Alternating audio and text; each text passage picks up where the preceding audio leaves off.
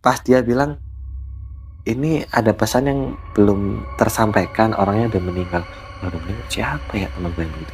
"Ah, masa si itu sih, si fulan itu?" Terus aku nyebutin nama, baru si C bilang, "Ah iya itu," gitu. Ini orangnya nangis di sebelah. Jadi aku dipindah nih di lantai, si sosok hitam ini tiba-tiba di atas kasur udah begini aja. Gini, duduknya begini, sambil bilang, "Gimana, udah gak penasaran kan?" Halo, balik lagi bersama gue Riko, Brokis lo. Apa kabar kalian semua? Semoga kalian semua dalam keadaan selalu diberi kesehatan, keselamatan, dan juga keberkahan. Pada video kali ini gue sudah bersama seorang narasumber yang akan bercerita tentang pengalaman misterinya. Bagi Bada Brokis, jangan lupa juga untuk bantu subscribe, like, share, dan komennya. Sebelum kita ke ceritanya, kita berkenalan dengan narasumber kita. Halo, Oke, halo. Brokis. Malam bro. Apa kabar? Alhamdulillah baik. Jadi, kalau kita kan Brokis ya. Kalau nama narasumber kita saat ini namanya Chris ya. Jadi Namanya Chris, Bro ya. Chris nih ya. Chris saya. Pada Chris nih ya. Jadi Bro nih akan bercerita tentang pengalaman misterinya, Pak. Ya, jadi sebenarnya inti ceritanya lebih ke kayak pelajaran hidup aja sih gitu. Cuma memang ada mistisnya karena orangnya udah almarhum gitu. Wow. Iya. Jadi ini tentang sosok yang sudah meninggal ya kita. Iya, udah meninggal gitu. Jadi Bro Chris ini akan bercerita tentang pengalaman misterinya tentang temannya yang sudah meninggal. Lanjut kita ke ceritanya di Brokis, obrolan kisah misteri.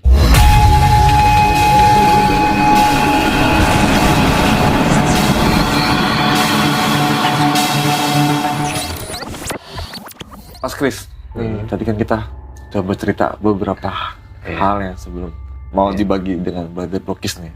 Ya, tadi di belakang layar udah sedikit cerita kan ya.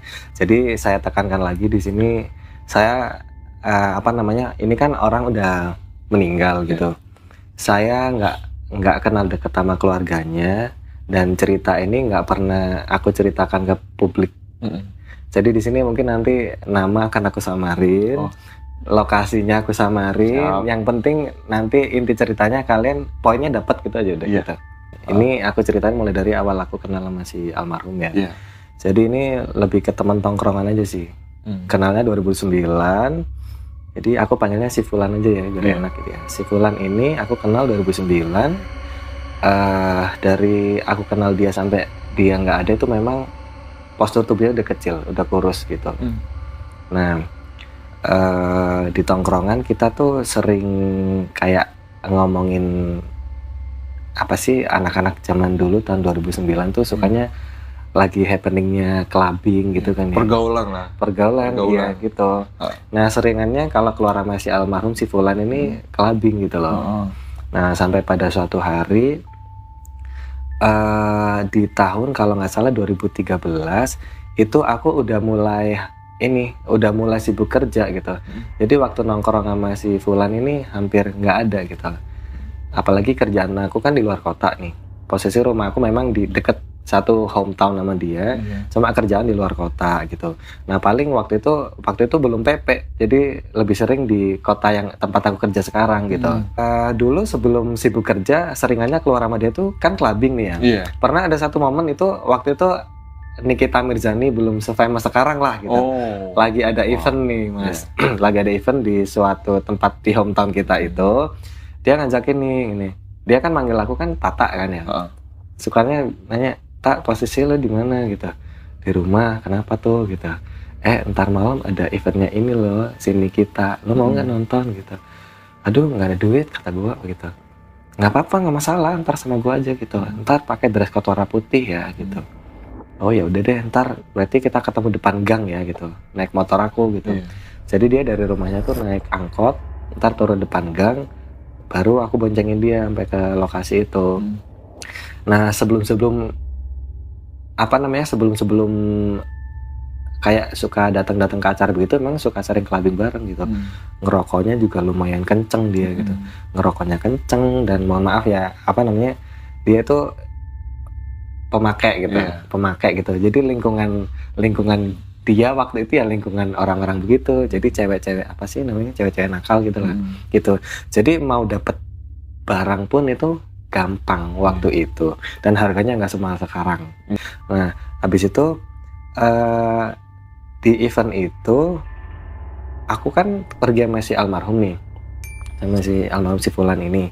Nah kebiasaan dia tuh kalau suka mabok tuh suka over gitu, sampai bener-beneran nggak sadar, sampai lemes. Kalau orang mabok ya mabok aja gitu ya, dia tuh main handphone masih bisa gitu, ambil gini, gini gitu.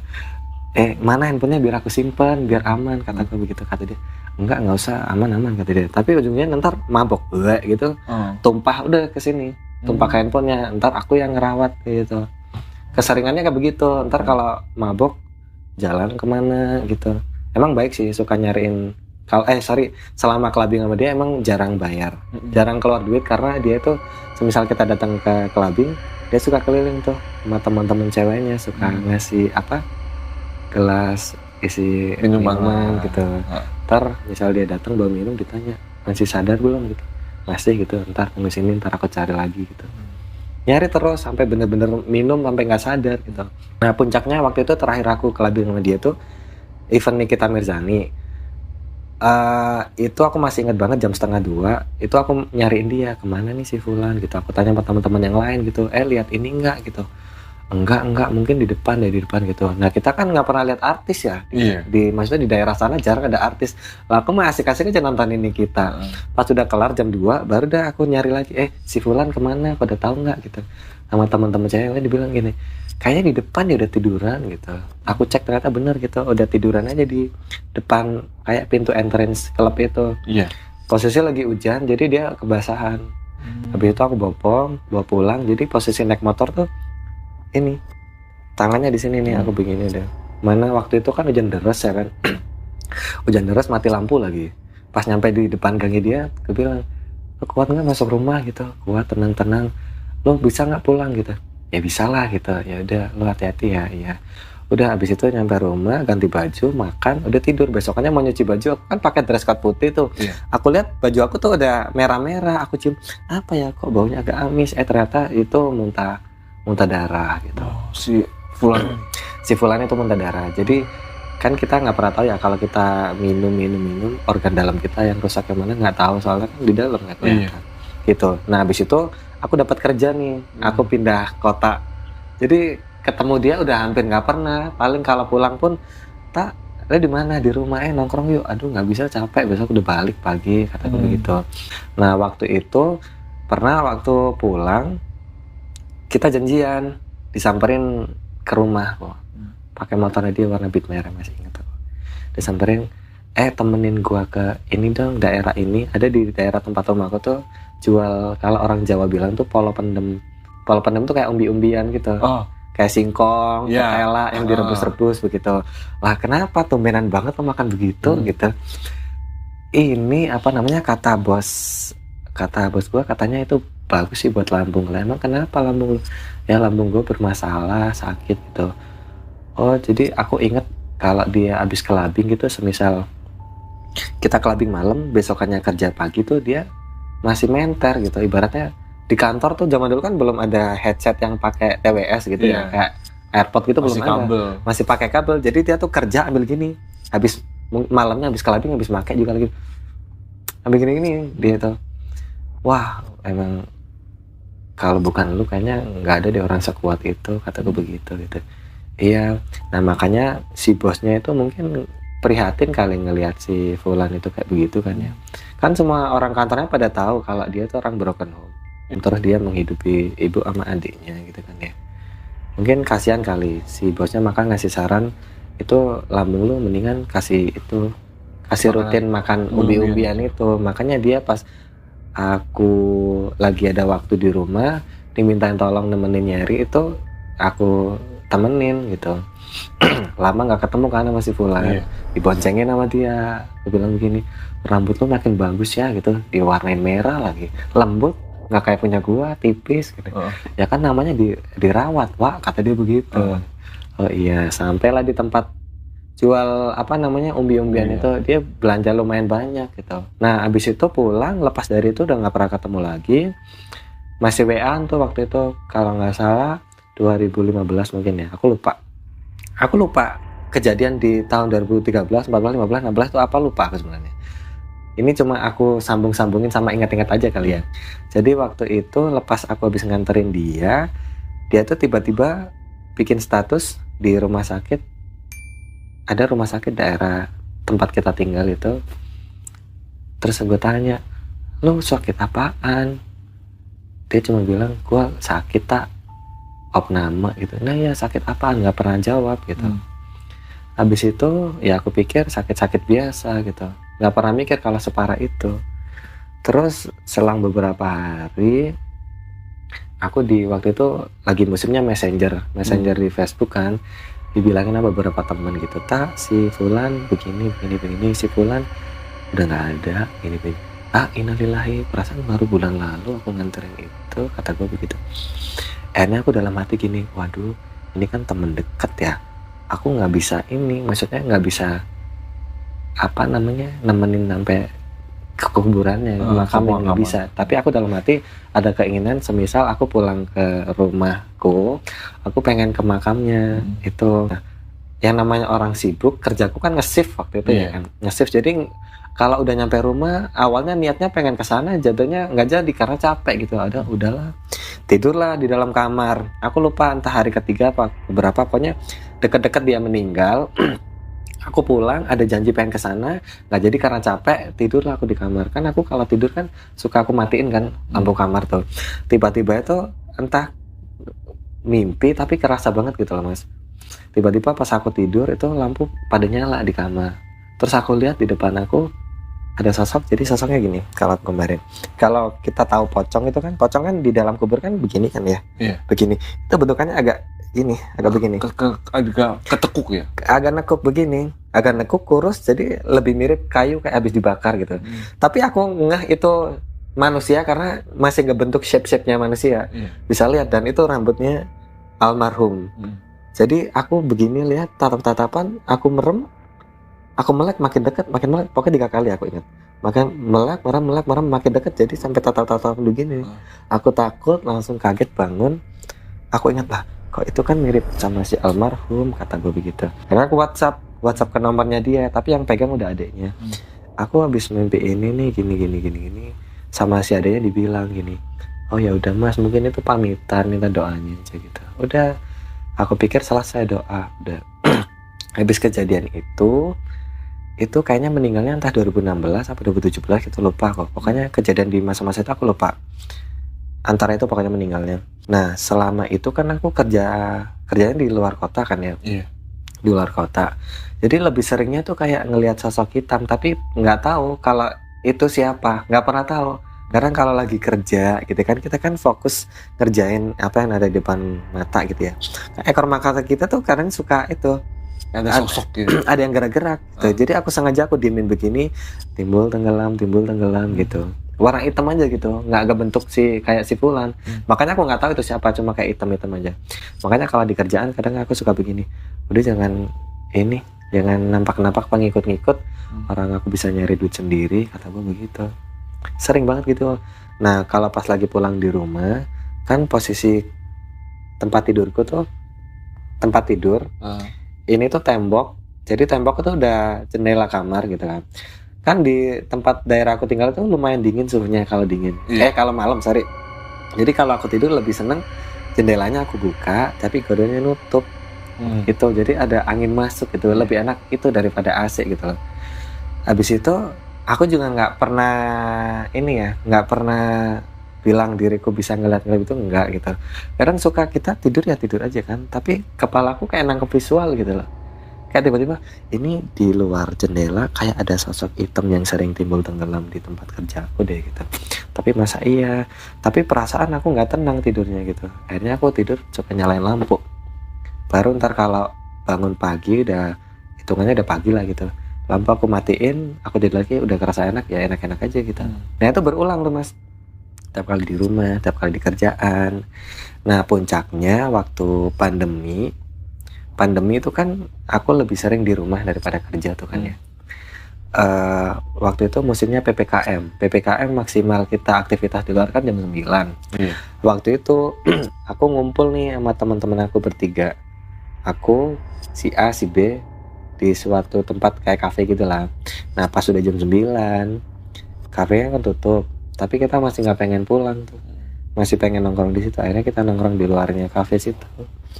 Terus salah satu si B ini bilang begini, kita jangan pulang dulu deh, aku ada temen datang dari kota lain lagi OTW kesini mau datang gitu.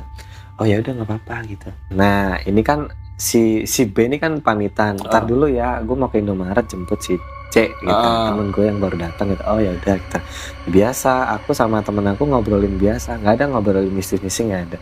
Tiba-tiba si B datang bawa si C, kenalan lah kita, ya Tata, ini gitu. Terus si C ini ngomong, tapi ngomongnya kadang agak suka matanya kesini gitu. Dia bilang begini, Mas sorry ya, ini kayaknya ada yang mau ngomong. Kata si C bilang, siapa gitu. Ini ntar aku tanya dulu, ini kayaknya temennya Mas, sehari-hari sama Mas gitu. Serius siapa gitu, kata gue gitu. Ya pokoknya dulu sehari-hari sama Mas, jadi Mas ini tahu kehidupannya dia sehari-hari, tahu pokoknya gitu. Siapa sih gitu, aku nggak tahu gitu. Coba tanya namanya siapa. Nggak bilang nama dia, nggak bilang nama, cuma ngasih ini ciri-ciri tubuhnya dia. Orangnya kurus, pendek, rambutnya mirip Korea, warna merah, kata dia. Mirip Korea warna merah, siapa ya teman gue ya gitu. Aku masih ini, dia katanya mau minta tolong. Minta tolong siapa? Masalah teman gue siapa gitu. Masih nggak ini, masih nggak ngeh gitu. Akhirnya ngehnya itu pas dia bilang, ini ada pesan yang belum tersampaikan, orangnya udah meninggal. Udah meninggal, siapa ya teman gue yang begitu? Masa sih itu sih, si Fulan itu. Terus aku nyebutin nama, baru si Cek bilang, iya itu gitu. Ini orangnya nangis di sebelah, kata dia begitu. Wah, serius nangis gitu. Iya, jadi itu sebenarnya dia meninggalnya udah lama, tapi nggak pernah benar-benar pulang. Kadang di rumahnya, kadang kalau ini ngikutin kamu Mas, kata gitu. Serius gitu. Iya gitu, akunya kaget kan begitu. Emang mau apa, pesan apa gitu. Ternyata, jadi mohon maaf misalnya ini ceritanya agak sensitif sebenarnya ya, agak keluar dari jalur gitu. Jadi si Fulan ini orang agak spesial gitu, agak beda dari kita gitu kan ya. Jadi maksudnya si Fulan ini selama komunikasi sama si C ini ya, katanya sebelum dia meninggal itu dia keinget sama seseorang yang dia sukain, yang dia cintain, benar-benar dicintain itu. Jadi maunya si Fulan ini, aku harus nemuin si orang ini, cuma suruh minta maaf aja gitu. Lah kenapa minta maaf gitu? Iya soalnya si Fulan ini di sana nggak pakai baju, kata dia begitu. Nggak pakai baju. Terus gimana dong? Yang nggak pakai baju gitu, emang bentukannya kayak gimana? Bentukannya hitam gitu. Serius hitam ini? Itu kan yang aku lihat yang dia begini. Iya sekarang dia begini gitu. Jadi kayak pocong yang ini nekuk begini, dan bentukannya begini gitu. Terus aku tanya sama si C, kenapa kok bentukannya begitu? Ya itu apa namanya, bentukannya dia setelah dia meninggal dapatnya kayak begitu. Kenapa begitu? Ya karena semasa hidupnya itu dapatnya begitu. Oh iya gitu, iya gitu, iya ngerti aku begitu kan. Habis itu jadi aku kan hitungannya dapat mandat itu ya kan ya. Apalagi tuh teman-teman kawan deket semasa hidupnya kan dekat. Iya. Ya jadi aku tahu kehidupannya dia, anak broken home, tahu dia apa jadi masuk ke lingkungan yang salah, akhirnya dia begitu juga tahu. Jadi semisal aku dimintain tolong untuk itu ya aku ya udah deh nggak apa-apa gitu. Akhirnya di malam itu lebih banyak ngobrol sama si C. Aku minta saran nih gimana nih gini. Ya kamu harus nyari orang. Jadi orang yang disenengin sama si Fulan ini kita kasih inisialnya si J ya. Yeah. Si J gitu. Kamu harus nyari si J ini cuma buat nyampein suruh minta maaf sama doain, ditawasulin namanya biar dia pakai baju di sana gitu. Oh gitu, ya udah deh gitu. Jadi lepas malam itu, entah beberapa hari kemudian pas aku luang, aku nyari bantuan. Karena aku nggak pernah kenal sama si J ini. Yeah. Soalnya setelah aku cari-cari tahu, ternyata si J ini dulu memanfaatkan si Fulan ini. Karena tahu si Fulan suka banget sama dia. Dia ternyata juga pemakai juga gitu. Dia minta barang diusahakan dikasih sama si Fulan, minta duit katanya juga dikasih, waktu itu handphone pun minta juga dikasih. Eh, si Fulan kan kerjanya di, kayaknya setahu aku perusahaan itu perusahaan karoseri gitu. Jadi kita tahu lah gajinya di sana berapa gitu kan. Iya. Karena mungkin dia cinta sama si J ini, makanya yang namanya orang cinta minta apa kan diusahain ya. Kadang Dimaksimalin. dimaksimalin, kadang suka nggak ngeliat dirinya sendiri gitu loh. Lah itu setelah aku cari tahu seperti itu si J ini. Nah akhirnya kan aku nggak kenal sama si J ini. Si Fulan nggak pernah cerita gitu. Makanya aku kesusahan nyari ini. Aku harus nyari temennya si Fulan yang mungkin tahu ceritanya si J ini. Akhirnya ketemulah sama si R. Inisialnya R lah. Aku samperin ke rumahnya, agak jauh mas, agak jauh. Nyamperin ke rumah si R, sebelum janjian gue ceritain begini. Ah serius si Fulan begitu? Iya, makanya minta tolong ya aku temuin aku sama si J gitu, biar semuanya beres gitu. Ya udah gitu, kapan? Janjian. Waktu itu sore, samperin ke rumahnya si R. Selama perjalanan ya aku cerita sambil ngulang cerita lagi, ya si Fulan begini. Dia tahu rumahnya si J karena ternyata dia dulu pernah ini katanya pernah deket juga sama si J, tapi nggak sampai sebodoh yang dilakukan si Fulan. Akhirnya kita datang ke rumahnya si J, itu lumayan jauh juga dari rumahku. Begitu nyampe di sana disambut sama ibunya si J. Aku bilang assalamualaikum gitu. Ya waalaikumsalam. Siapa ya?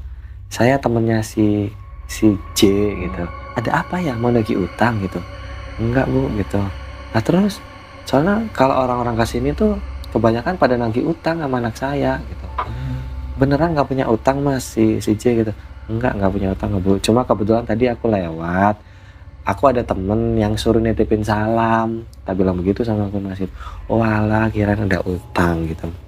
Nggak ada kok bu. Oh ya bu, si J nya kemana? Si J nya udah nggak tinggal sama saya karena sama istrinya di rumahnya. Rumahnya di mana? Rumahnya di daerah sini. Waduh nggak tahu tuh bu aku di mana. Kalau sekarang sih lagi kerja orangnya gitu. Oh emang kerjanya di mana bu gitu. Semisal saya bisa ketemu, saya mau deh bu gitu. Ya udah saya kasih nomornya ya, kontak aja sendiri gitu. Akhirnya dikasih nomornya, aku pura-pura sok kenal aja gitu. J, lu ingat nggak sama gua si Tata gitu? Siapa ya Tata, siapa ya? Gua temennya si Fulan nih. Hah temennya si Fulan? Aduh nggak tahu gitu. Iya ini aku, lo luang nggak gitu? Kalau luang gue mau ketemu dong, mau ngobrol. Soalnya si Fulan mau nyampein ada pesan dari si Fulan gitu. Hah pesan dari si Fulan? Emang si Fulan gentayangan katanya begitu. Ya nggak juga sih, makanya mendingan kita ketemu deh biar jelas gitu. Akhirnya janjian, ternyata si J ini kerjanya security di pabrik rokok gitu. Akhirnya aku nyari dia di pabrik rokok itu, ketemulah pabrik rokok itu. Sama satpam ketemu, dibilang kata dia, oh kalau si J bukan yang pabrik rokok yang sini, yang di sana yang agak jauhan gitu. Walah, jadi aku nyari yang ke pabrik rokok yang ini lagi, yang agak jauhan lagi. Akhirnya ketemu di depan pabrik rokok, aku kontak si J. J, gue udah di depan nih, lo bisa keluar bentar nggak? Gitu. Oke keluar. Akhirnya keluar dia. Keluar, bener dia security di sana. Terus aku tanya, lo kenal nggak sama gue? Ingat nggak sama gue? Gitu. Enggak tahu. Ya emang nggak inget, orang kita bukan nggak kenal gitu. Belum pernah ketemu nih ya? Belum pernah ketemu sama sekali. Akhirnya aku suruh masuk mobil dia. Masuk mobil. Ada apa sih gitu? Ini jadi pesan gini J, kan si Fulan ini udah meninggal dari tahun ini sekian. Lah dulu awal-awal tuh sering nampak cuma nggak pernah ngomong, nampak aja gitu. Nah selama dari itu dia tuh sering nampak juga, tapi nampaknya cuma sekelebat hitam gitu. Kadang sampai aku bilang begini, udah nggak usah ngikut, aku bisa cari duit sendiri gitu. Malah terparahnya waktu itu J, pernah ya, aku tidur, posisi kan kalau aku tidur tuh lampu aku matiin, tiba-tiba aku bangun udah lampu nyala. Ini paling parah sih J gitu ya. Jadi aku dipindah nih di lantai, si sosok hitam ini tiba-tiba di atas kasur udah begini aja, gini duduknya begini sambil bilang, gimana udah nggak penasaran kan gitu. Akunya sampai takut, sampai beli kasur lagi. Jadi kasur yang lama itu aku kasih ke orang, aku beli kasur baru gitu. Soalnya aku nanya ke teman yang di kerjaan sama aku, kata dia ya mungkin kasur kamu ada kisahnya kali gini soalnya kasur lama yang dulu gitu. Ya udah aku kasih ke orang, aku beli lagi. Akhirnya terus singkat cerita, aku ceritain sama si J ini, gue ketemu sama orang, terus nggak sengaja orang ini tuh bisa ngelihat gitu pas gue lagi nongkrong. Lah terus cerita ternyata selama ini sosok hitam yang suka muncul itu ternyata si Fulan gitu. Gue sendiri juga kaget gitu, gue pikir orang meninggal ya udah selesai meninggal gitu. Ternyata sekomunikasinya mereka, si temanku sama si Fulan ini, dibilang katanya si Fulan ini sebenarnya sampai hari ini belum pulang karena nunggu kamu minta maaf. Dia sakit hati banget sama kamu. Tahu nggak? Teman-teman yang ngasih kabar sama gua kalau dia meninggal, sebelum meninggal tuh yang disebut cuma lu. Jadi dia begini, C gitu, sampai akhir hayatnya dia cuma keinget itu gitu. Makanya mungkin dia muncul itu mungkin kebutuhan dia muncul memang butuhnya lu minta maaf gitu. Dia sampai takut loh si J itu. Dia bilang, ya Allah gentayangannya dia, apa mau menghantui gua apa gimana gitu. Ya nggak tahu ya, ini cuma aku menyampaikan pesan dari dia. Intinya lo gini aja, gua tahu dulu selama lo sama dia mungkin lo sering kayak sorry ya, lo manfaatin perasaan dia, mentang-mentang dia suka sama lo, terus lo minta apa aja sama dia dikasih. Lo nggak pernah tahu kan kalau dia tuh cinta banget sama lo gitu. Dia cuma nganggut-nganggut aja gitu. Si J ini bukan orang spesial, orang biasa sebenarnya. Dicintain sama orang spesial. Abis itu dia bilang, nah terus gue harus gimana tak gitu. Ya lo pulang kerja ini aja, selesai sholat, lo minta maaf, bener-bener minta maaf tulus dari hati lo. Terus sambil lo tawasul kirim doa buat dia, karena dia di sana tuh nggak pakai baju. Gini nih bentukannya dia. Jadi kayak kayu bakar, kayak habis dibakar. Jadi bener-bener kita nggak ngenalin dia tuh. Cuma emang rambutnya masih ada mas. Rambut semasa dia masih hidup itu, bentukannya seperti itu. Nggak tahu ya. Kalau kita ilmu kedokteran kan kadang rambut memang suka nggak hancur ya kan ya. Biarpun dikubur itu. Oh gitu ya. Dan ntar coba ini ya. Akhirnya urusan gue sama si J udah kelar, gue balik. Beberapa hari gue tanya, J gimana gitu. Dia malah nanya, tak, udah selesai, udah gue doain, gue udah minta maaf. Tak, lo ada barang nggak gitu? Sorry, gue bukan pemakai, gue ini. Jadi setelah aku sambungin, memang mungkin dari zaman sama si Fulan, emang dia orang nakal gitu. Sampai sekarang buktinya nggak berubah gitu. Sama aku aja minta barang, dikiranya aku temennya si Fulan, dikiranya aku pemakai juga yang ada barang gitu mungkin kali itu. Nah lepas dari situ intinya di sini kan yang dimau sama si Fulan kan udah aku sampein. Aku ketemulah sama si C yang orang bisa ngeliat ini. Aku pulang kerja, si C rumahnya di daerah tempat dekat aku kerja mas. Jadi kita ketemu di dalam mall, kita makan. Aku cuma ya konfirmasi aja, gue udah begini. Si J ini udah melakukan ini. Terus gue nanya sama lu sekarang si posisi si Fulan Aji ada nggak gitu. Nah posisi gue sama si C itu duduk kan, kalau di restoran kan duduknya meja duduk gitu ya. Kan banyak meja tempat duduk gitu kan. Jadi posisi kata si C itu si Fulan itu duduk di sana. Bangkunya bener ngadep sana tapi kepalanya begini nih.